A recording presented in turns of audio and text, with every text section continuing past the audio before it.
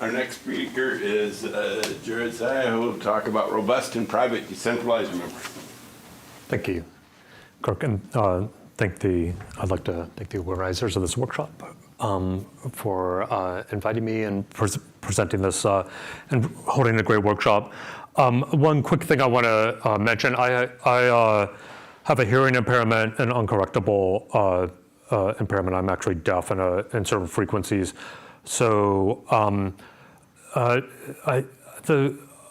don't think it'll necessarily be a problem. But if you're asking a question, and if I'm not able to respond, I'll probably just ask you to rephrase it. That tends to be the best thing. And I also have a transcription app on my phone that I can use. So I'm going to be talking today about, this is very much work in progress. It's essentially work that is connected to designing scalable, secure multi-party computation protocols. So I'm going to start with the concept of additive secret sharing, which is the sort of simplest way to share a secret, where you basically have the secret be the sum of a bunch of all the shares within some field. And the shares of the secret are just elements in the field, and then basically there's a group of players that are sharing that secret, and you can distribute them among those players. No single player will learn anything about the secret. In fact, no coalition of n-1 or fewer players will learn anything about the secret, but together all of them can reconstruct the secret. So this is the simplest type of secret sharing. Probably many of you have heard of Shamir sharing, which I'll be talking about later on in the talk, where basically, a little bit of a spoiler alert, that is a type of secret sharing where the shares of the secret are points on a polynomial, and the secret itself is the y-intercept of that polynomial, the value of the polynomial at the point 0, and that is sort of has some of sort of the similar properties, similar types of computations that we might want to be doing over Shamir secret sharing. But for now, for the next several slides, I'm just going to talk about additive. So for computation over secrets, we can, imagine that we have sort of the world's most inefficient memory management system, where we're storing one register S among a large group of players, and we're trying to keep S secret. And we're also storing another register T among the same group of players, and we're trying to keep T secret. But we'd like to be able to compute the sum of both S and T by just doing operations on these shares. Well, we can actually do this completely locally by just summing up each individual player I will sum up Si plus Ti. And then the sum of the Si plus Ti's is going to equal the sum of the two secrets. Unfortunately, we can't do this for multiplication. Okay, so these angle brackets just represent shares of the secret S plus T. We can achieve that quite easily just by doing local addition, but for multiplication, this fails badly, because Si times Ti does not equal, if you just do your local product of Si and Ti, you're missing out on a lot of the other pairwise terms that you would get when you're computing the sum times the sum. So just to kind of motivate why we might care so much about addition and also multiplication, it turns out that to do any computation at all, plus and times are all you need. Okay, so imagine you've got an OR gate that you would like to, as part of the circuit that computes some function over a bunch of secrets that you have. You can compute that OR gate, the output of that OR gate, by just taking the sum of A plus B minus A times B.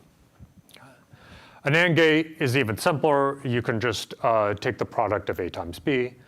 And NOT is just an addition, and you basically just need to, you have a scalar 1 minus the input.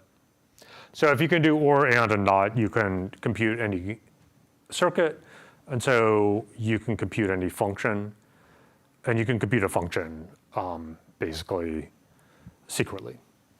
Yeah. Maybe address the fact that you have negatives, you have subtraction on this. Yeah. So negative. So addition.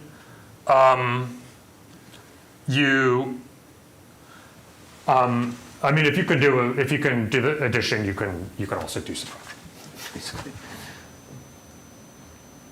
Okay. So adding and multiplying secret thing is a primitive for, you may have heard of garbled circuit model, or garbled circuit technique for doing secure multi-party computation. Essentially, in this problem, the multi-party computation problem, you have n players, each has a secret, some secret SI, and we want to compute a function over these secrets. And the goal is that everyone learns this function of all the secrets, but they learn nothing else except what is revealed by the output of that function. And this problem has been around for decades. There's tens of thousands of papers on it, huge number of applications. It was introduced by Andrew Yao in '82.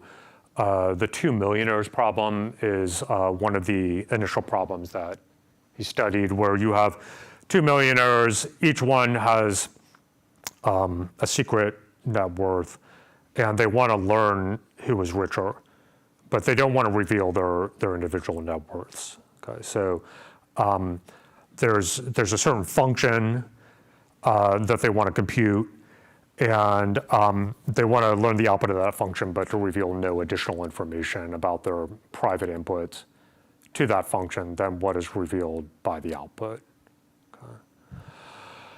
Okay. So there have been lots of applications of this problem and techniques for solving this problem over the decade since 1982. Recent applications, so this has been secure multi-party computation, for example, has been used to assign market clearing prices in Denmark between beet farmers and sugar refineries. It has also been used to match up, to do matching problems, basically solve matching problems for hospitals and interns, like where the preferences of the interns it's a desire to keep them secret. Recent applications are federated learning that seem to be quite popular right now, or federated learning, where basically, for example, you've got n hospitals, and they want to learn a function over the private patient data, like maybe they want to learn linear regression, or they want to do linear regression over the patient data because they want to see how a set of variables, attributes of patients may impact the patient outcomes quality.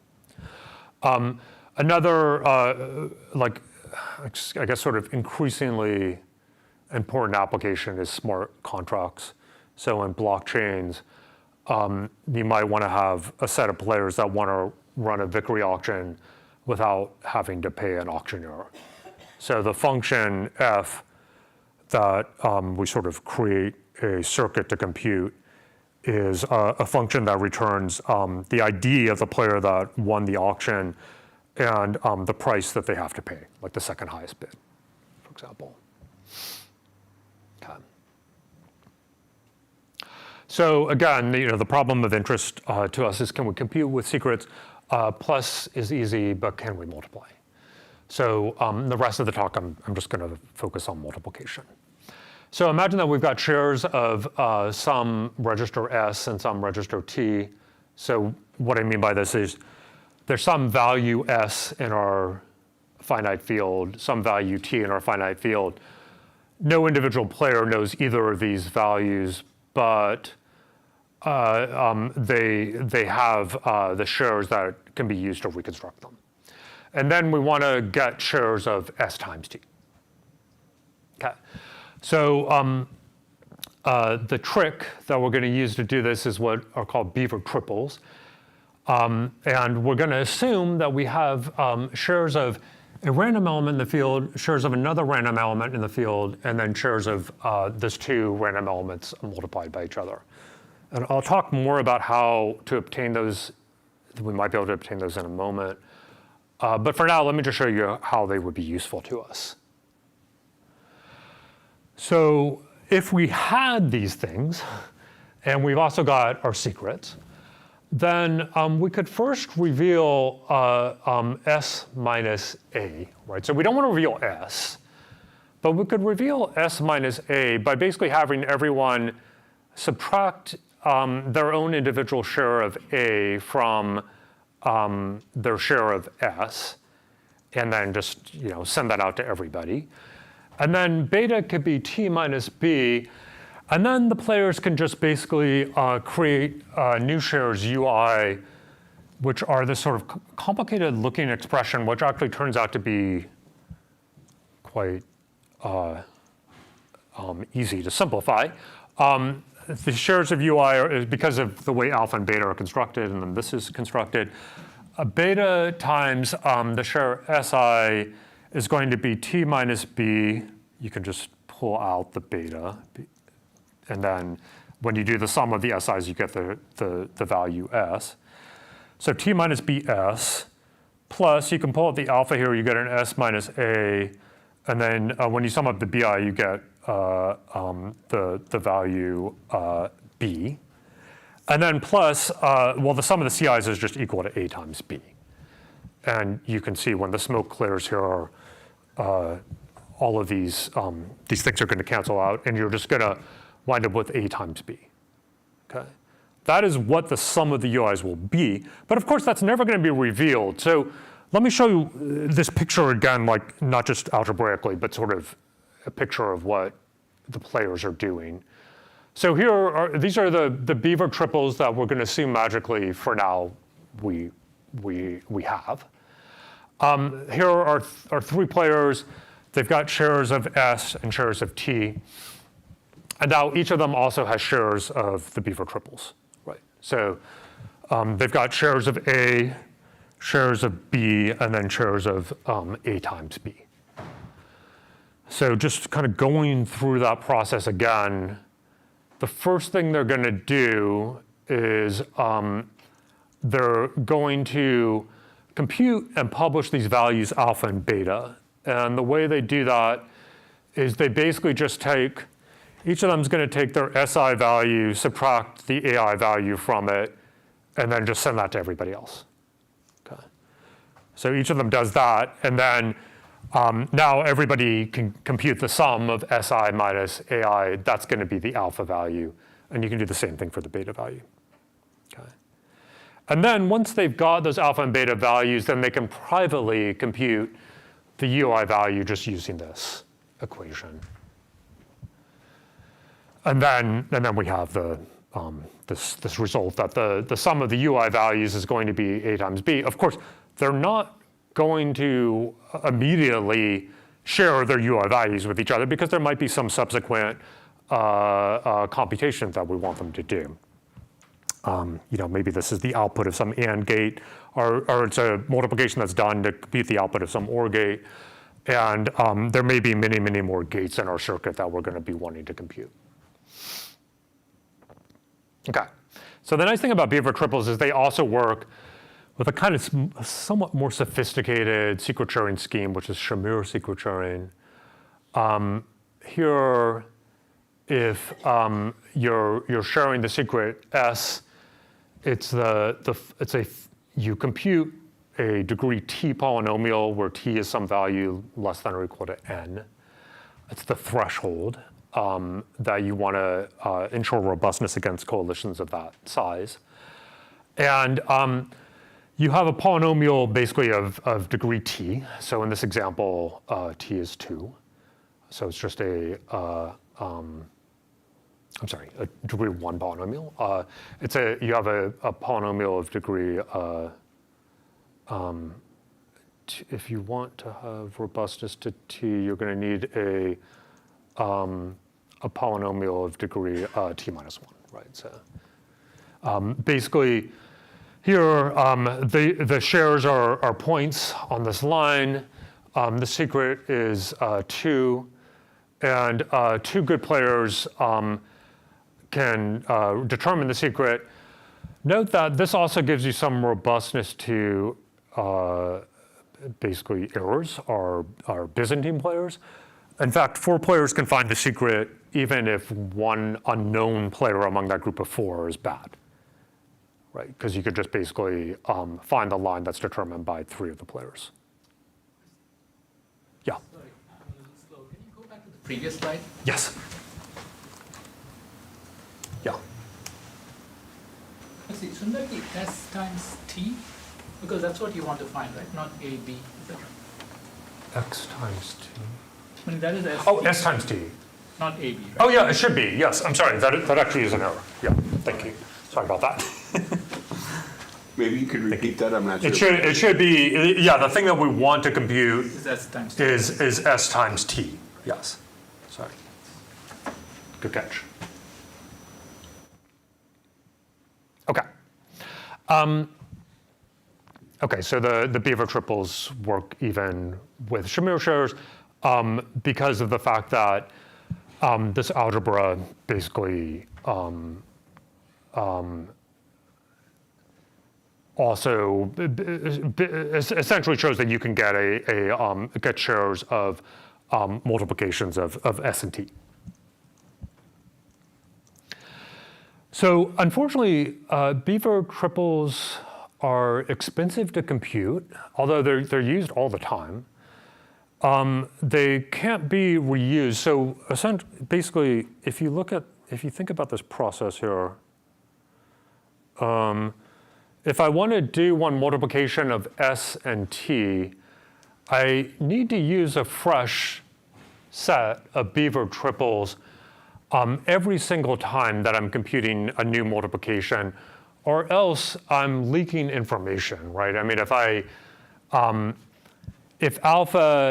I'm using the same A and B repeatedly, and alpha and beta from the current computation are like both 1 more than the alpha and beta from the previous computation, then I know that the current S and T are both 1 more than the previous S and T. So I've leaked information by not using fresh shares.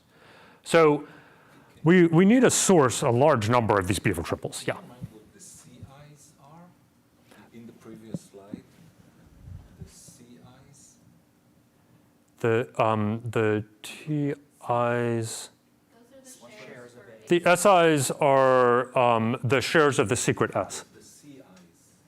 The TIs. The next Those slide. are the shares for. Oh, here on this slide, you mean? Yes.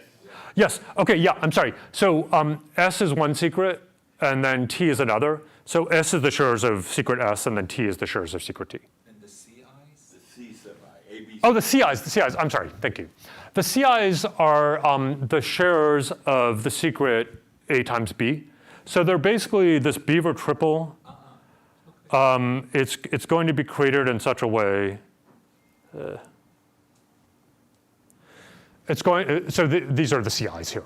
Basically, it's created in such a way that not only do we have shares of A, shares of B, but we also have shares of A times B. Thank you.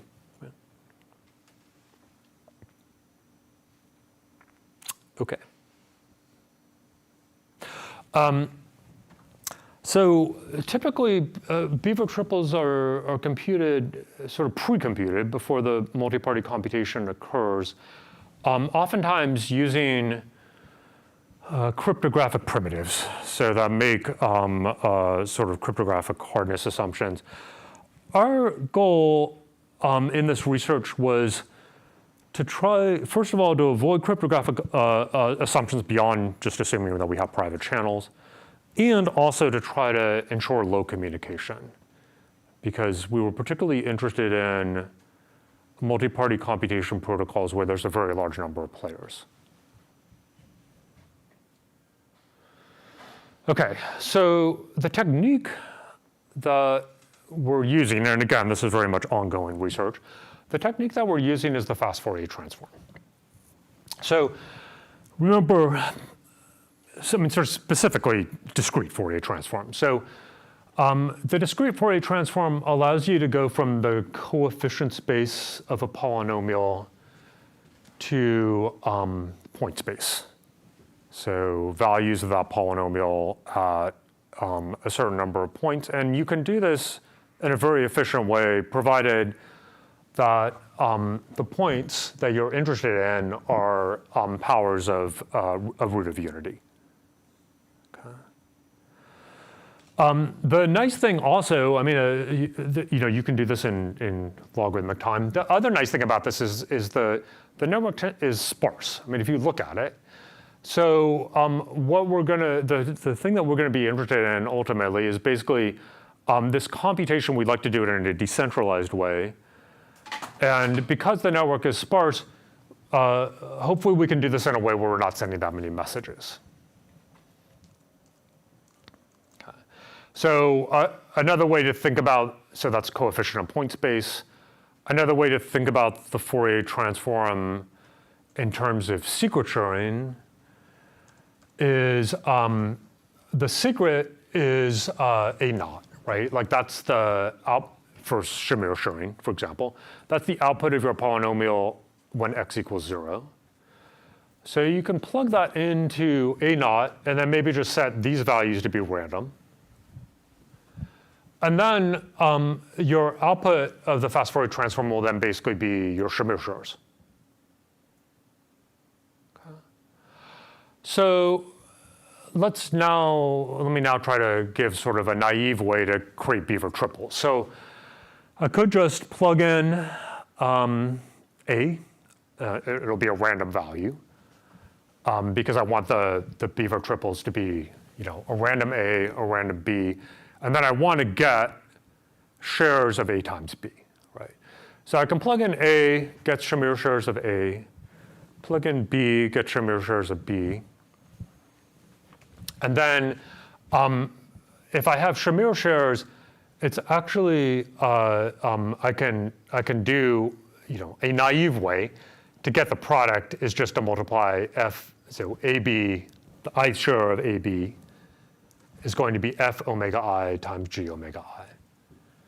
Okay. But of course, the problem here is that F times G is a degree 2n minus 1 polynomial.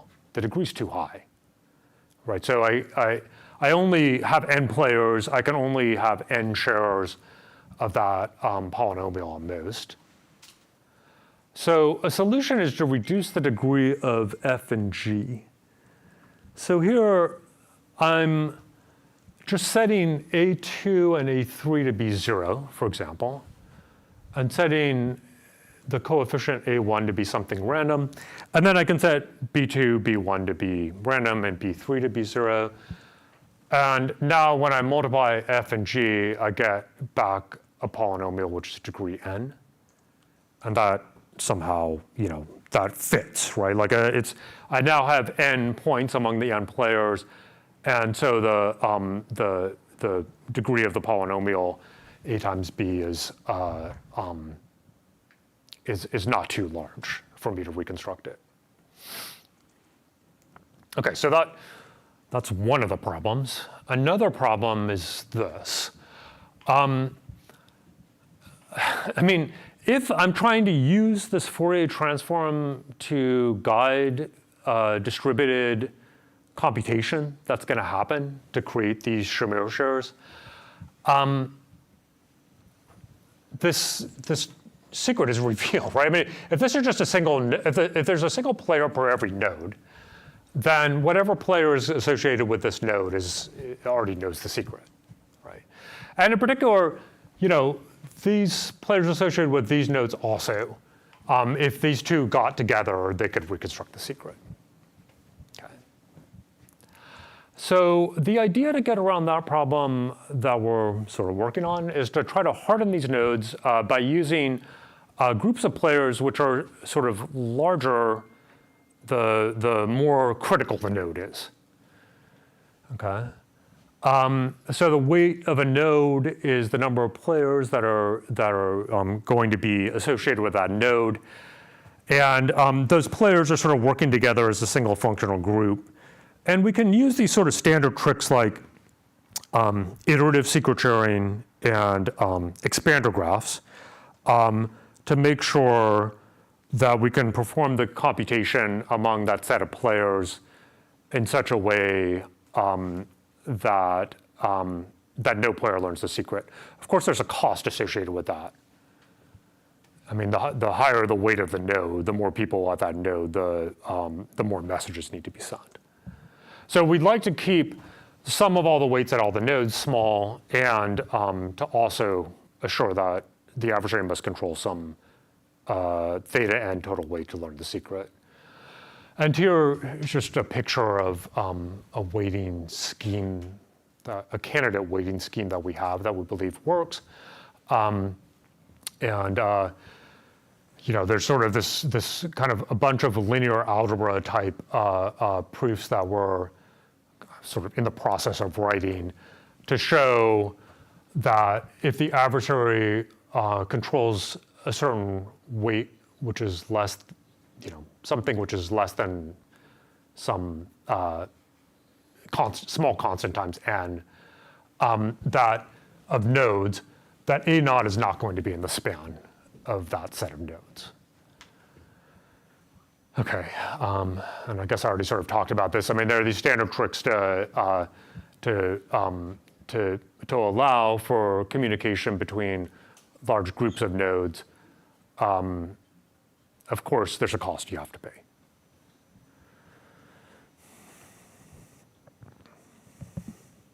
So in conclusion, we conjecture that we can create beaver triples with soft O of n total messages. So it's scalable in the number of players. And that privacy holds even with coalitions of size some small constant times n. And then these triples are sort of one of the most critical parts in a primitive to ensure secure multi-party computation. And one question that we're maybe sort of in the medium term that we're interested in is, can we ensure reliability even against Byzantine faults? So initially we were just trying to ensure privacy against coalitions, but things like Shamir sharing can potentially allow for reliability as well, and it would be nice if we could do that. Oh, I'm way over time. Thank you. Yeah. So you can do multi-party computation without oblivious transfer?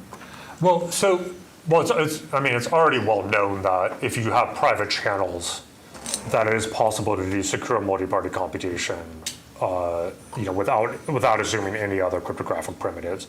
That's been known for a long time. That's like the Benor, Goldwasser, Wigderson result, BGW. But that protocol sends a large number of messages. It requires all-to-all communication. So the specific thing that we were interested in was same model as they have, the BGW result, just private channels, but no other cryptographic primitives, and to see if we can reduce the amount of communication, if we can get something which is soft O then.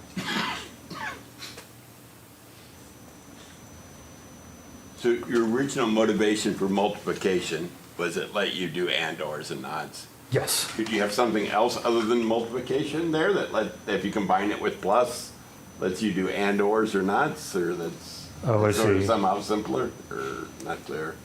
I mean, I doubt it, given that there's been decades of work. I'm just trying to do this multiplication. I mean, beaver triples have been around for a long time. But I'm not going to give a hard no. Maybe there is something else